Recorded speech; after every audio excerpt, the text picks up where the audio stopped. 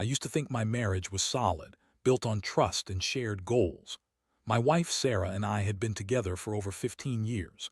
We had a beautiful house in the suburbs of Chicago, 2 kids, and a pretty typical life. But lately, I noticed some changes that began to gnaw at me like a pesky rat in the walls of my mind. Sarah had started taking special driving lessons with a new instructor. At first, I thought it was just her way of getting better at driving our daughter, Emma, around. But there was something about her demeanor that felt off. Sarah had always been the type to share her day-to-day life with me. She'd tell me about her work, her friends, and even the mundane details of raising our kids. But lately, she was distant, often glued to her phone, texting in whispers and making excuses to stay late at work or go out for errands more often. I brushed it off at first. Life gets busy, right? But when Emma came home one day asking why her mom was taking driving lessons alone, that was the trigger that set off the alarm bells in my head. I laughed it off initially, trying to reassure Emma that it was nothing. But deep down, I felt a pit in my stomach. I couldn't shake the feeling that there was more to the story. I started paying closer attention to Sarah's schedule. I would peek at her phone, hoping to find something that would put my mind at ease. It was like watching a horror movie, knowing something terrible was coming but feeling utterly helpless to stop it. Then, one fateful evening, I got my answer. I was cleaning the garage, a task I had been putting off for weeks, when I found an old box of papers and miscellaneous items we hadn't touched in ages. Rummaging through, I discovered an envelope that was clearly not meant for me. It was a receipt from a local restaurant dated last week with a name I didn't recognize, Mark. My heart sank. I unfolded the paper and my worst fears were confirmed. The total was for 2 people. I felt sick. The world around me blurred as I read the details again and again, hoping to find some misinterpretation, some way to convince myself I was wrong. But deep down, I knew. I confronted Sarah that night when she came home, the envelope clutched tightly in my hand. My voice trembled as I asked her about Mark and those driving lessons. At first she played dumb, her expression shifting from confusion to annoyance.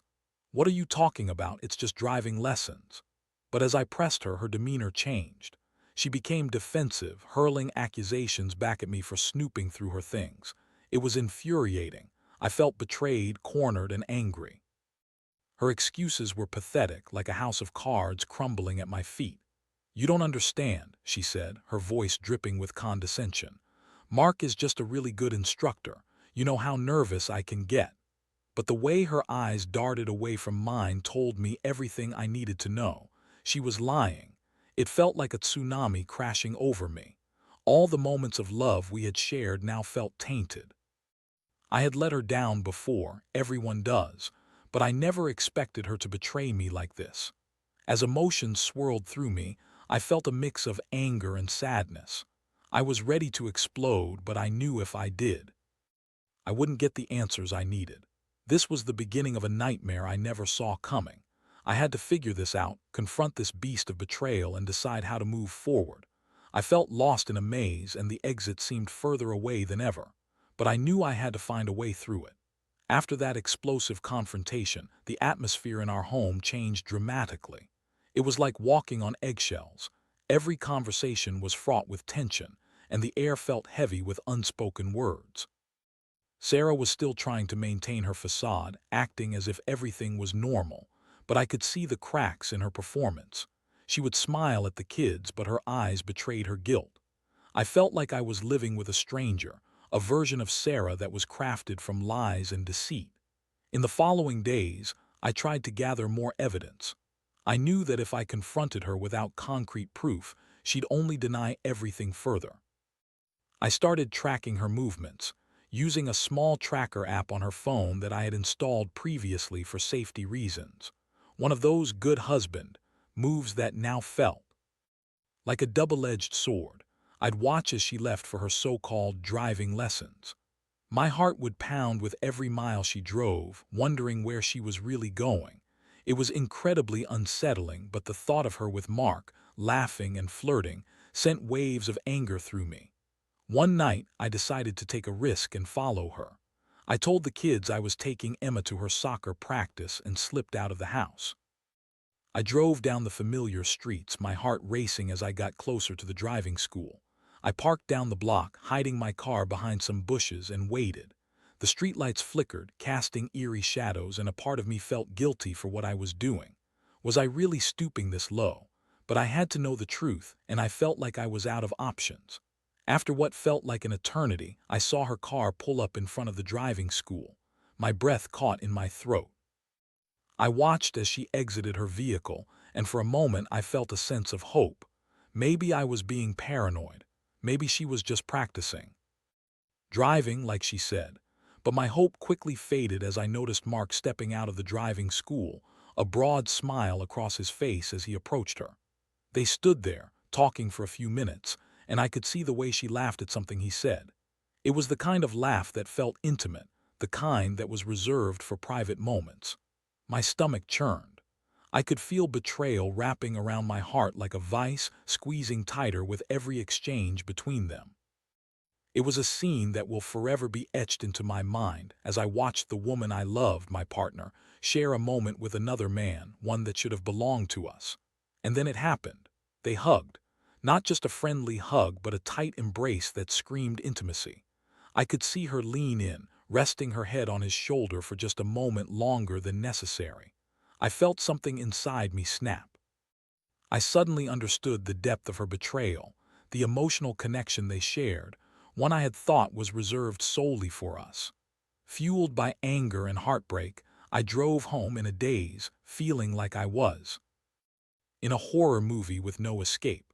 I replayed the scene over and over in my mind. How could she do this to us, to our kids? When I got home, I felt restless. I paced around the house, replaying that moment in front of my eyes. I couldn't wait to confront her again, but this time I would come armed with the truth. The next morning, I confronted Sarah once more. This time, I didn't go in blindly. I laid it all out, the driving lessons, the receipt, and what I had seen the night before. Her reaction was predictable. First, there was denial, then anger at my lack of trust. She accused me of being paranoid and invasive, trying to deflect the blame back onto me, but I pushed her, refusing to back down. Are you really going to sit there and lie to my face? I snapped, my voice rising. I saw you with him, Sarah. I saw the way you acted. Just admit it. For a moment, I thought she might crack, but instead she doubled down. You're twisting this.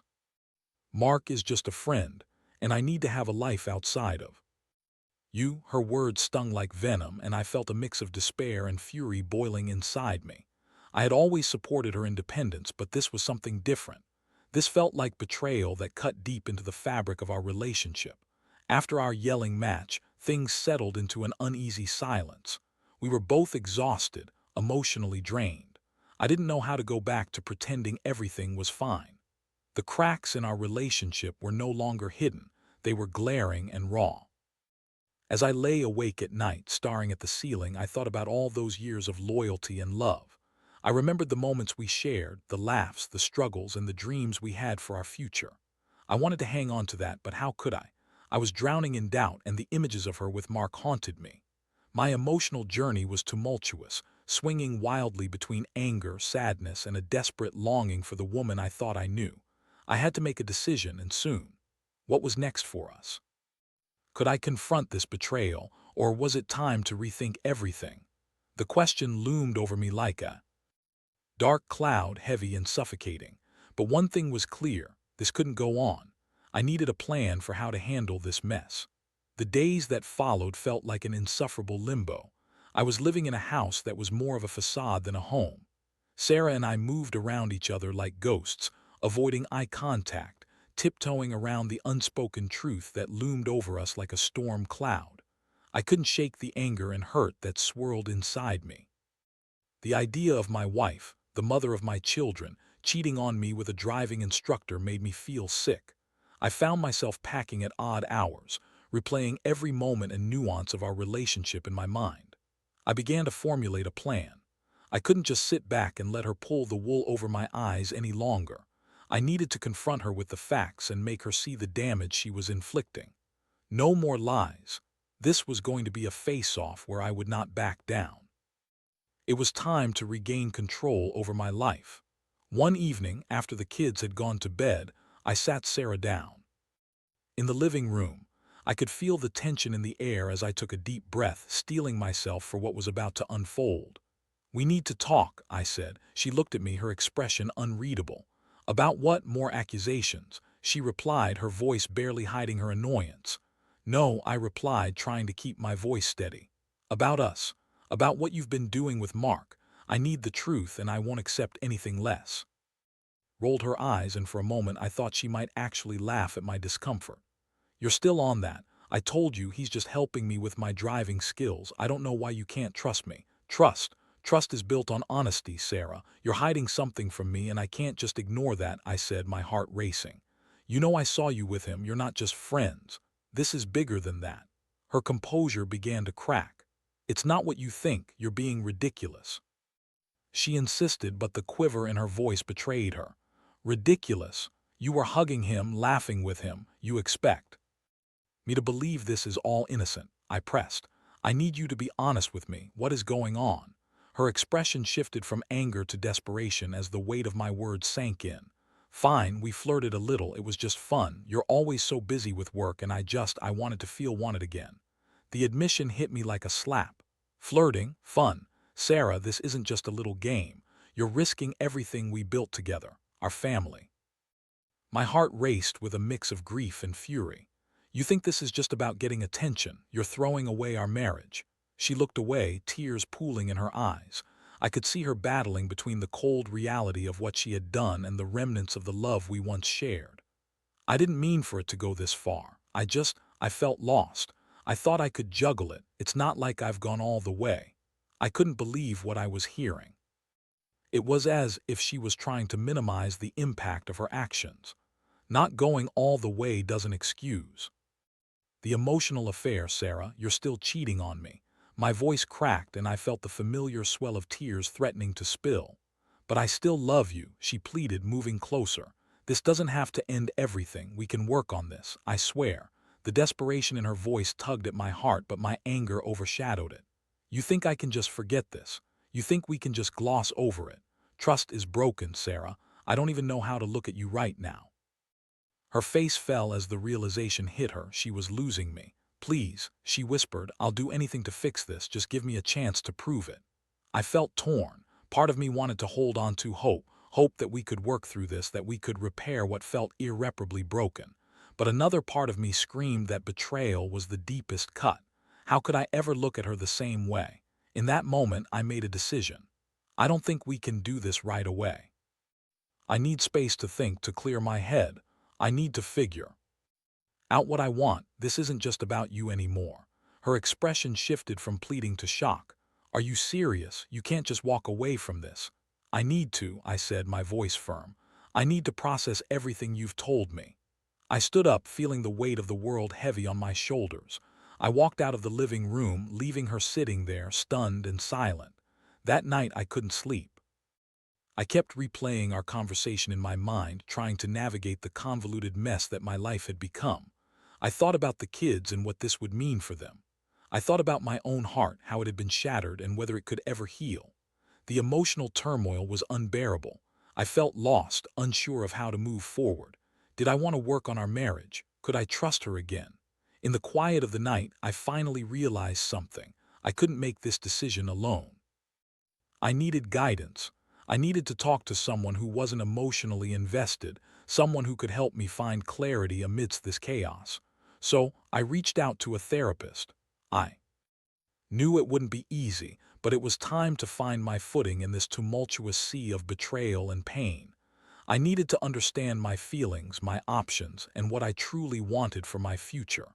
I realized that this journey wasn't just about Sarah. It was about me too. I had to protect my heart, no matter how difficult that might be. I started therapy the following week, and I can't tell you how much of a relief it was to finally talk to someone who could help me sort through the mess of emotions swirling around inside me. Walking into that office, I felt a mix of anxiety and hope. I had never sought therapy before, but it felt like the only logical step after the chaos that had become my life. My therapist, Dr. Harris, was kind and approachable. She had a way of creating a safe space where I felt comfortable sharing my thoughts, no matter how jumbled they were. I spoke about Sarah, the affair, and my feelings of betrayal and anger. I told her about the way I had followed Sarah, how I had seen her with Mark, and the emotional toll it was taking on me. As I spoke, I felt the weight of the burden I had been carrying begin to lift, if only slightly. Dr. Harris listened intently, offering insights and asking questions that forced me to dig deeper into my feelings. "What do you want moving forward?" she asked. That question hit me hard. What did I want? I had been so consumed by the hurt that I hadn't taken a moment to think about my own needs and desires. I realized that I needed to focus on my own well-being, regardless of what Sarah had done. It was an empowering realization, one that shifted the dynamic of my situation. As the sessions continued, I began to understand how important it was for me to establish boundaries, not just with Sarah but in all aspects of my life. I had always been the one to adjust and adapt to keep the peace, sacrificing my own feelings for the sake of everyone else. But this was different. I needed to find my voice again. After a couple of weeks of therapy, I decided it was time to face Sarah again. I needed to have a serious conversation about what had happened and what our future looked like. I was ready to lay everything out on the table, my feelings, my expectations, and what I was willing to do moving forward. That evening, I invited her to sit down in the living room. She looked nervous as I walked in, fidgeting with her hands. "Are you okay? You've seemed so distant lately," she said, her voice tinged with concern. I took a deep breath, steadying myself before I spoke. "I've been going to therapy," I admitted, watching her reaction. There was a flicker of surprise before she tried to mask it. "Therapy? Why?" she asked, her tone defensive. "Because I'm trying to understand what happened and how I feel. I need clarity," I explained. "And I think we need to talk about our marriage." Her expression shifted, a mix of worry and hope. "Okay, I'm listening." I started with the facts, laying out my feelings about the betrayal, the emotional pain, and my need for honesty. I told her that I couldn't just forget what she had done, and that the road ahead would be a long one. "I need to know that you understand how deeply this affected me," I said. "I need to know why it happened." She looked down, her face falling as she processed my words. "I was lost, okay? I felt like I was fading into the background. You were so focused on work, and I didn't know how to get your attention. It was a stupid mistake." "A mistake?" I repeated, my frustration bubbling back to the surface. "This isn't just a mistake, Sarah. It's an affair. It's not something you can just brush off. It was a choice you made. You chose to betray me." I know," she cried, tears streaming down her cheeks. "I'm so sorry. I never meant to hurt you. I love you and I want to fix this." I felt the anger and sadness colliding within me, but I pushed through it. "I can't just take your word for it. We need to rebuild this, but it's going to take time. I need to see action, not just words." She nodded, desperation in her eyes. "I'll do whatever it takes. I'll cut ties with Mark. I'll prove to you that I want to make this work." It was a start. We agreed that she would end her lessons with Mark, and I could tell she felt the weight of that decision. But it didn't mean I was ready to let her back in completely. Trust was something that needed to be rebuilt, and it would take time. I knew I had to take baby steps for both our sakes. In the following weeks, I began to shift my focus. Alongside therapy, I made a point to spend more time with my kids. I took Emma to soccer practice and helped my son, Ryan, with his homework. I wanted to be present in their lives and show them that no matter what was happening between Sarah and me, they were my priority. I also began to explore my own interests again, things I had neglected over the years. I started running again, something I had loved before life got busy with family and work. It felt good to reclaim a piece of myself that I had lost. But as much as I focused on healing, the shadows of betrayal still loomed. I would occasionally catch Sarah looking at me, her eyes filled with regret, and it would tug at my heart. But I had to remind myself that we were on a journey, and it was okay to take it one step at a time. Throughout this process, I began to realize something crucial. I needed to prioritize my own healing before I could fully decide what I wanted with Sarah. As we navigated the rocky waters of rebuilding our trust, I felt stronger, more empowered to advocate for myself. I wasn't going to let her betrayal define me. Instead, I was going to carve out a future that felt right for me. Our journey wouldn't be easy, but I was ready to face it head-on, armed with newfound strength and clarity. I had taken the first steps toward healing, and no matter what happened next, I knew that I would emerge from this experience stronger than before. As the weeks turned into months, the process of rebuilding our relationship felt like navigating a minefield. There were good days and bad days, moments of hope intertwined with reminders of the hurt that had come before. Sarah was making efforts to show me that she was committed to working on our marriage. She ended her association with Mark and even began attending therapy herself. I saw glimpses of the woman I had fallen in love with. Her laughter was genuine, her kindness re-emerging, but the shadows of doubt lingered in my mind. One evening, we had a rare, peaceful dinner together. The kids were at a sleepover, giving us a chance to reconnect without distractions. We shared stories, laughed about the kids, and for a moment, I felt a flicker of the intimacy we once had.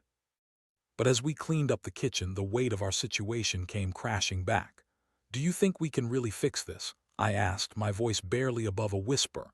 It was a question that had been gnawing at me, and I needed to know if she believed we could heal. Sarah paused, her eyes searching mine. "I want to believe we can, but I understand if you're still struggling. I know I've hurt you deeply."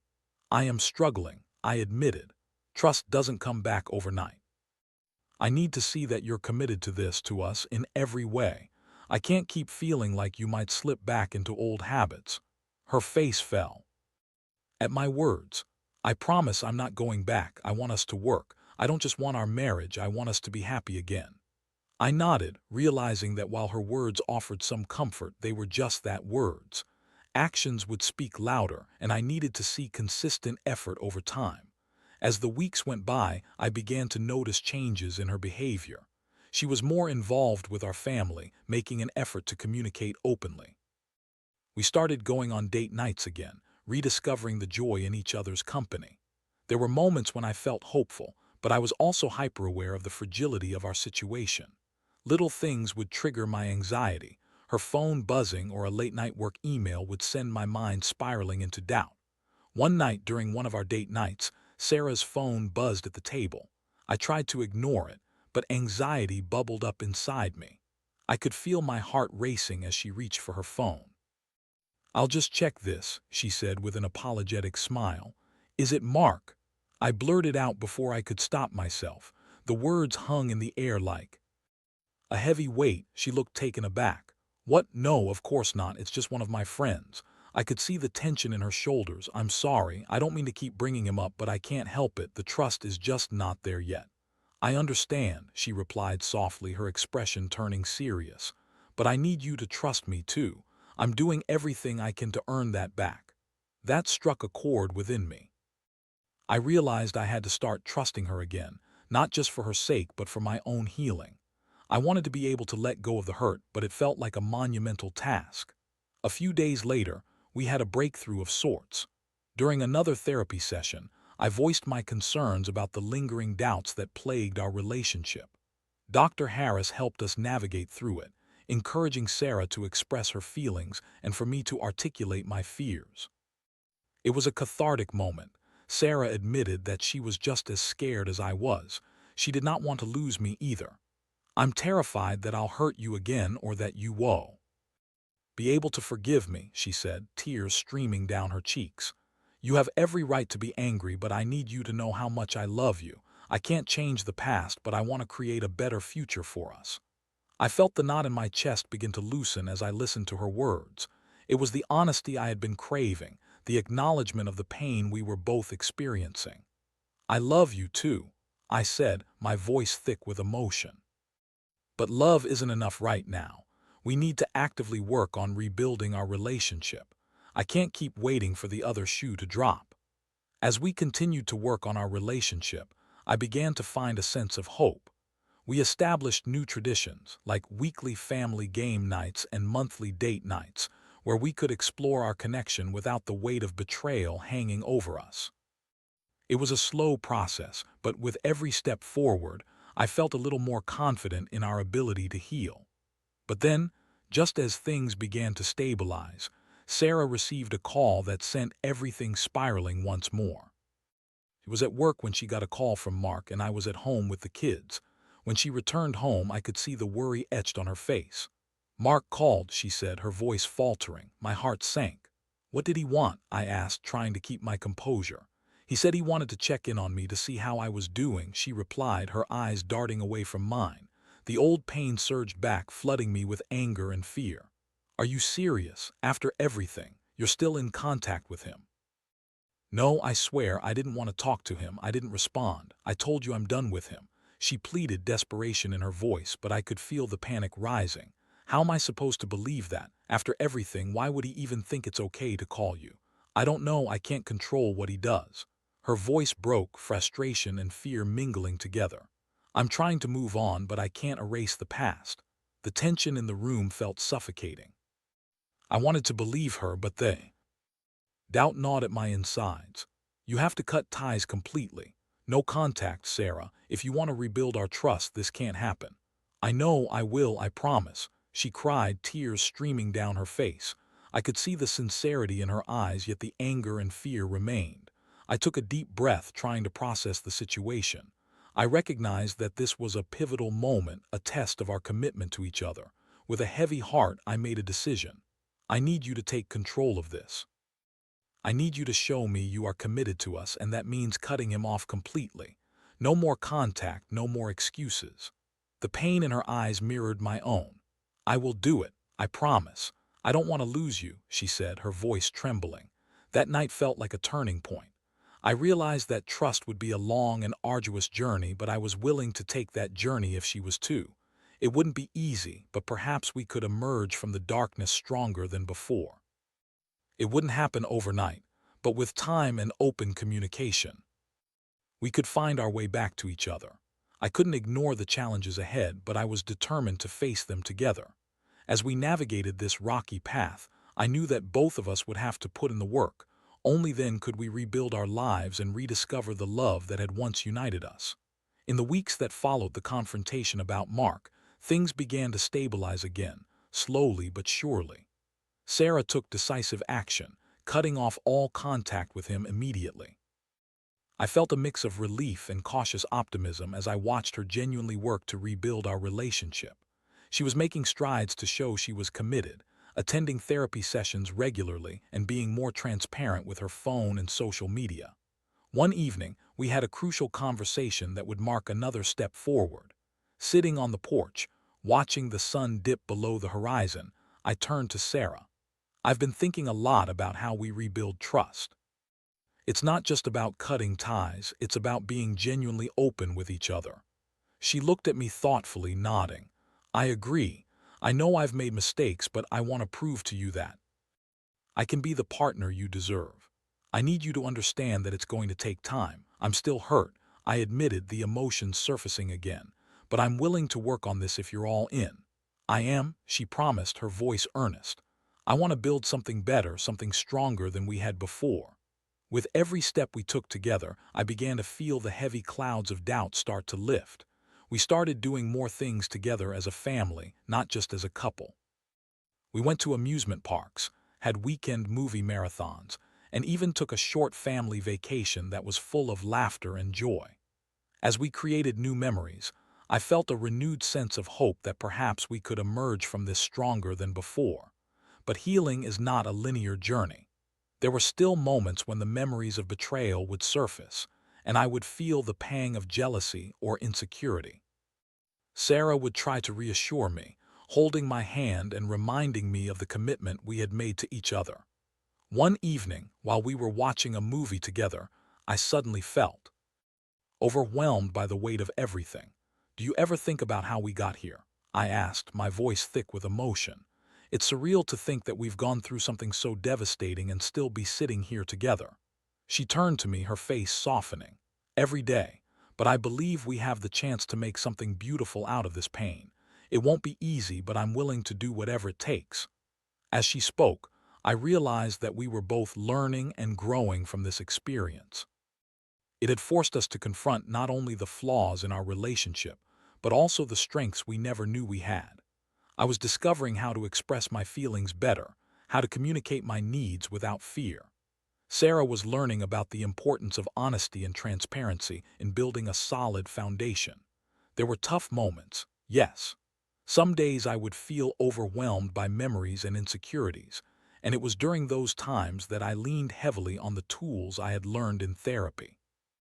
I found it easier to express my feelings openly, sharing my fears with Sarah instead of letting them fester. She always met me with kindness and understanding, proving that her commitment was genuine. Several months later, we found ourselves at a crossroads once again. We were sitting in our living room, sharing a glass of wine when Sarah turned to me, her expression earnest. "I've been thinking a lot about how far we've come. I know there are still a lot of things we need to work through, but I want to promise you something." "What's that?" I asked, curious. "I promise to always be open with you. No secrets, no hiding. If something is bothering me, I will share it with you, and I hope you'll do the same," she declared. Her words struck a chord deep within me. I want that too. I think we both know that honesty moving forward is key to rebuilding what we had. With that commitment hanging in the air, I felt a wave of relief wash over me. It wasn't just about the betrayal anymore. It was about creating a new relationship built on trust and open communication. As we continued to navigate our marriage, I also started to understand that the path to healing was not just about getting back to where we were, but about creating something new and beautiful together. Looking back, I realized that this journey had taught me valuable lessons about love, trust, and resilience. I had learned that love is not just a feeling, but a choice we make every day, even when faced with adversity. I understood that relationships require constant effort and dedication from both partners, and that it's okay to seek help when we need it.